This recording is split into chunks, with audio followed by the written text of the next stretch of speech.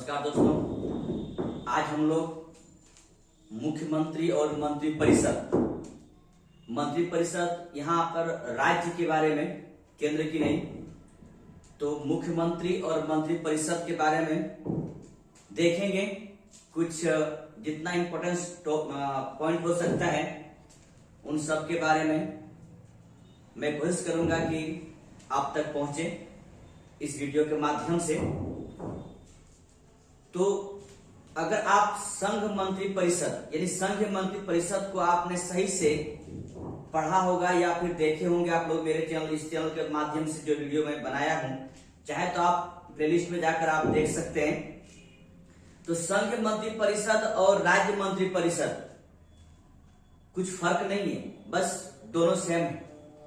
फर्क सिर्फ इतना है कि अनुच्छेद कुछ और है। दूसरा फर्क ये है कि वो पूरे देश के लिए है, ये किसी राज्य के लिए। प्रोसेस वही है। वहां पर संघ मंत्री परिषद में राष्ट्रपति मंत्री परिषद की शपथ दिलवाते या नियुक्ति करते हैं, और यहां पर यानी राज्य में राज्यपाल इसकी सर्वसर्वा होते हैं। तो चलिए इसी कड़ी को आगे बढ़ाते हुए हम लोग चलते हैं मंत्री परिषद और मुख्यमंत्री की तरफ। देखिए, पहला अनुच्छेद है 163 यानी 163। ये कहता है कि राज्यपाल की सहायता के लिए एक मंत्री परिषद होगा जिसका प्रमुख मुख्यमंत्री होगा। देखिए, यही बातें संघ में भी है कि प्रधानमंत्री की सहायता राष्ट्रपति की सहायता करने के लिए एक मंत्री परिषद होगा और उस मंत्री परिषद का प्रमुख प्रधानमंत्री होंगे। इसी प्रकार राज्य में कि राज्यपाल की सहायता करने के लिए एक मंत्री परिषद होगा और उस मंत्री परिषद का प्रमुख मुख्यमंत्री होगा। एकदम डिट्टो सेम है बातें, कुछ चीजें सिर्फ शब्द में अंतर है, बाकी सारी अवधारणाएं, कॉन्सेप्ट एक ही है। तो राज्यपाल की सहायता करने, या तो राज्यपाल, आपको पता है राज्यपाल राज्य की कार्यकारिणी परिषद का सबसे प्रमुख व्यक्ति है, कार्यपालिका परिषद का सबसे प्रमुख व्यक्ति है, तो प्रमुख है, सारा कार्य उन्हीं के पास निहित है। तो वो कार्य से या तो खुद से करेंगे या तो फिर उनके लिए एक मंत्री परिषद होगा। तो उस मंत्री परिषद का जो प्रमुख होगा वो मुख्यमंत्री होंगे, ठीक है। और उसके लिए मुख्यमंत्री होंगे। और ये जो मंत्री परिषद है, ध्यान दीजिएगा, ये जो मंत्री परिषद है, ये मंत्री परिषद राज्यपाल के प्रसाद पर्यंत बने रहेंगे। ध्यान आपको इस बात का रखना है कि एक वर्ड लिखा हो प्रसाद पर्यंत, यानी राज्यपाल जब तक चाहेंगे वो तब तक मंत्री परिषद बना हुआ रहेगा, ठीक है। जिस दिन राज्यपाल का मन होगा तो हटा दिया जाए तो हट जाएंगे। लेकिन आपको पता है हमारा देश लोकतंत्र के अनुसार चल रहा है, संविधान के अनुसार चल रहे हैं, तो ये व्यवहारिक तौर पे ऐसा होता नहीं। कहना कुछ और है, करना कुछ और है। तो व्यवहारिक तौर पे ऐसा होता नहीं। होता कैसे है मैं आगे बताता हूं। खैर, मैं बता चुका हूं, फिर भी यहां पर दोबारा मैं कोशिश करूंगा आपको बताने के लिए, समझाने के लिए, जहां तक हो सके आपको जितना मेरे पास है उस सारे आपके पास डिलीवर कर पाऊं। लेकिन दोस्तों, आप लोग वीडियो को सही से देखेंगे, कमेंट करेंगे और सब्सक्राइब करेंगे। Thank you. आगे बढ़ते हैं। देखिए, मुख्यमंत्री का नियुक्ति कौन करेंगे? राज्यपाल करेंगे। मुख्यमंत्री का नियुक्ति राज्यपाल करेंगे, और इसके बाद अन्य मंत्रियों की नियुक्ति जो करेंगे वो मुख्यमंत्री के सलाह पर राज्यपाल करेंगे। ध्यान रखिएगा, मुख्यमंत्री की नियुक्ति राज्यपाल करेंगे, ठीक है, और अन्य मंत्रियों की नियुक्ति मुख्यमंत्री की सहायता से या सलाह से राज्यपाल करेंगे, ठीक है। तो आपको अनुच्छेद दिखाई पड़ रहा है यहां पर 164, ठीक है। 164 में यह कहता है कि राज्य में एक मुख्यमंत्री होगा, या मुख्यमंत्री के लिए नियुक्ति का प्रोसेस दिया हुआ है 164 के तहत में, ठीक है। तो 164 में यह कहता है कि एक मुख्यमंत्री होगा राज्य में, तो उस मुख्यमंत्री का नियुक्ति कौन करेंगे? राज्यपाल करेंगे, ठीक है। और राज्यपाल जो मुख्यमंत्री नियुक्ति किए वो मुख्यमंत्री क्या करेंगे, अन्य मंत्रियों का लिस्ट थमाएंगे राज्यपाल को, या फिर सलाह देंगे राज्यपाल को कि आप इन सब मंत्रियों की भी नियुक्ति कीजिए या इनको शपथ दिलवाइए। ठीक है, तो ध्यान, इस बात का ध्यान रखें आप लोग कि राज्यपाल अपने मन से किसी व्यक्ति को मुख्यमंत्री नहीं बना सकते हैं।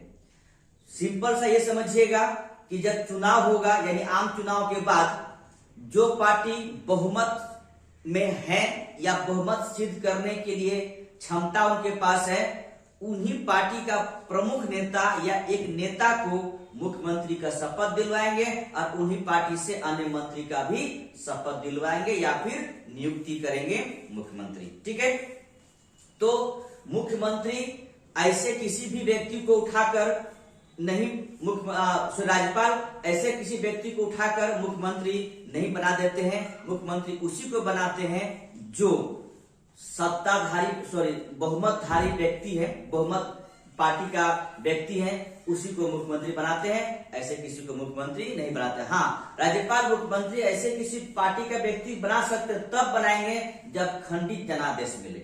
ठीक है, खंडित जनादेश का मतलब है किसी पार्टी को बहुमत प्राप्त नहीं हुआ है और राज्यपाल को ये लगे कि नहीं, ये पार्टी का मुख्यमंत्री बना दिया जाए तो हो ना हो ये विधानसभा में जाकर अपनी बहुमत सिद्ध कर दें। तो वैसे परिस्थिति में राज्यपाल विवेक शक्ति के तत्व में काम करता है इस बात को लेकर कि वो अपने मन से किसी व्यक्ति या किसी पार्टी का एक व्यक्ति को मुख्यमंत्री बनाकर उसे कहे कि आप इतना दिन के अंतर्गत में इतना दिन में कि आप विधानसभा में बहुमत सिद्ध करते। ठीक है, तो ये बातें हैं। तो अन्य मंत्री नियुक्ति राज्यपाल करेंगे मुख्यमंत्री सलाह पर। ठीक है, आगे चलता है तो मंत्री बनने की क्या योग्यता है कि आप विधानसभा या विधान परिषद, जहां पर विधान परिषद है, जिन राज्यों विधान परिषद है उन राज्यों की बात हो रही है कि अगर आप विधानसभा या विधान परिषद का मेंबर हैं तो आपको मंत्री या मुख्यमंत्री बना दिया जाएगा। ठीक है, ध्यान रखेंगे, मंत्री या मुख्यमंत्री, तो मतलब मंत्री बन सकते हैं और मुख्यमंत्री बन सकते हैं अगर आप विधानसभा या विधान परिषद के सदस्य हैं या मेंबर हैं। ठीक है, लेकिन ऐसा परिस्थिति भी आता है कि कोई ऐसा मंत्री मेरे पास ऐसे दिखाई पड़े किसी विधानसभा में, या कह सकते हैं आप केंद्र में भी, राज्य में भी दिखाई पड़ेगा कि वो किसी भी जगह का यानी आप कह सकते हैं किसी भी सभा का वो सदस्य नहीं, फिर भी वो मंत्री पद उसे शपथ ले रहे हैं।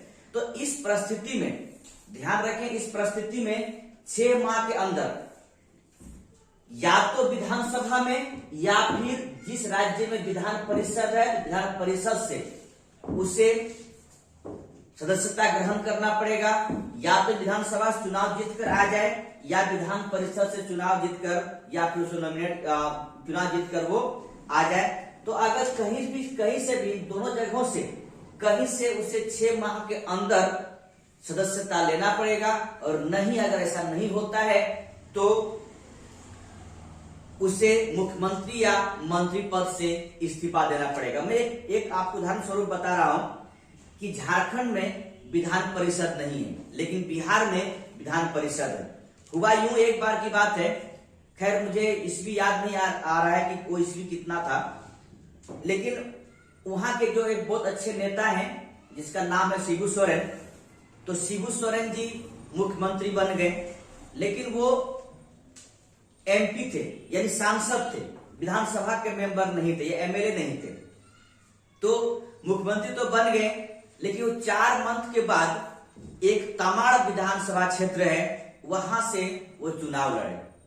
हुआ यूं कि उनके विपक्ष में यानी शिबू सोरेन के कहने का मतलब है अगेंस्ट पार्टी के रूप में एक व्यक्ति और खड़ा हुए तमाड़ विधानसभा क्षेत्र से।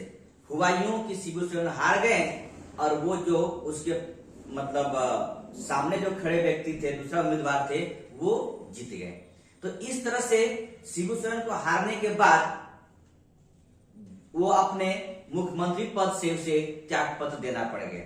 ठीक है, तो जहां पर विधान परिषद नहीं है उसके पास तो एक ही मात्र ऑप्शन है विधानसभा, यानी विधानसभा से वो जीत कर आए, और जहां पर विधान परिषद, जिन राज्यों विधान परिषद है उन राज्यों से द्वारा विधान परिषद से भी जीत कर आ जाते हैं। जैसे बिहार में नीतीश कुमार जी हैं, जो अक्सर विधान परिषद से ही अपना मुख्यमंत्री पद संभाल रहे हैं, ठीक है, तो वो विधान परिषद के मेंबर है। जैसे मनमोहन सिंह आप लेंगे केंद्र सरकार के तौर पे, तो केंद्र सरकार में मनमोहन सिंह 2 बार पूरे 10 साल के लिए हमारे देश का प्रधानमंत्री के रूप में कार्य किए। इन 10 साल में दोनों बार वो राज्यसभा मेंबर के तौर पर आए, तो लोकसभा मेंबर थे नहीं। इस तरह की आप ये बात समझिएगा कि मंत्री कोई बन सकते हैं, लेकिन अगर कहीं का वो मेंबरशिप नहीं है तो उसे 6 मंथ के अंदर में उसे अपनी कहीं से सदस्यता लेना पड़ेगा। आगे हम चलते हैं। एक चीज आपको इंफॉर्मेशन है, इसे याद करके रखेंगे आप लोग कि 91 मतलब 91 संविधान संशोधन अधिनियम 2003 के द्वारा हमारे देश में चाहे केंद्र सरकार हो चाहे राज्य सरकार, कुल सीटों का 15% ही मंत्री बन सकते हैं, कुल सीटों का 15%। लेकिन कम से कम अगर कहीं जिस राज्य में बहुत कम विधानसभा सीट है, वहां पर कम से कम 12 मंत्री बन सकते हैं, मुख्यमंत्री सहित। ध्यान दीजिएंगे, मुख्यमंत्री सहित 12 मंत्री बन सकते हैं, 12 से कम नहीं। लेकिन यहाँ पर जहां पर अधिक सीट है विधानसभा में, वहां पर मुख्यमंत्री सहित 15%, चाहे संघ में यानी केंद्र सरकार में प्रधानमंत्री सहित 15% यानी कुल अगर आप केंद्र की बात करें तो वहां पर कुल जो मंत्री हो सकते हैं वो 82 हो सकते हैं, ध्यान रखिएगा, ठीक है। यानी 15% से अधिक मंत्री पद ग्रहण नहीं कर सकते हैं, इंक्लूडिंग प्रधानमंत्री, और इधर राज्यों में इंक्लूडिंग मुख्यमंत्री, ध्यान रखिएगा। लेकिन छोटे राज्यों में कम से कम 12। इसके बाद देखिए मंत्रियों की श्रेणियां, यानी मंत्री कितने प्रकार हो सकते हैं, तो मंत्री 3 प्रकार होते हैं, कैबिनेट, राज्य मंत्री और उप मंत्री। मैं बहुत अच्छी तरह से संघ कार्यपालिका के तत्व में इसको समझाया हूं, तो आप चाहे तो उस वीडियो को देख लीजिएगा। मैं दोबारा बोलना चाहूंगा कि कैबिनेट मंत्री जो होते हैं वो मंत्रिमंडल का हिस्सा होता है, और बाकी सारे मंत्री, कहने का मतलब है कैबिनेट मंत्री, राज्य मंत्री और उप मंत्री सब मिलकर मंत्री परिषद निर्माण करते हैं, और मंत्रिमंडल निर्माण सिर्फ और सिर्फ कैबिनेट स्तर के मंत्री करते। तो ध्यान रखिएगा, एक होता है मंत्रिमंडल, ठीक है, एक होता है मंत्रिमंडल और एक होता है मंत्री परिषद। ध्यान रखिएगा, मंत्री परिषद। तो ये दोनों अपने अपने जगह पर है। मंत्रिमंडल में सिर्फ कैबिनेट मंत्री शामिल होते हैं, ठीक है, और मंत्री परिषद में सारे मंत्री शामिल होते हैं, ठीक है, होते हैं। ध्यान रखें, इंक्लूडिंग कैबिनेट भी शामिल हो जाते हैं, ठीक है। तो ये दोनों को डिफरेंस कीजिएगा। और लास्ट में आपके पास है कार्यकाल कितना होता है, मंत्री का कार्यकाल कितना होता है या मुख्यमंत्री कार्यकाल कितना होता है। ध्यान दीजिएगा कि 5 साल, मैक्सिमम 5 साल हो सकता है, लेकिन 5 साल के पूर्व भी कहने का मतलब है सत्ता जा सकता है, इस आधार पर कि उसे विधानसभा में बहुमत ना हो। तो ऐसे कहा जाता है मंत्री राज्यपाल के प्रसाद पर्यंत पद धारण करते हैं, लेकिन ये बात भी सच है।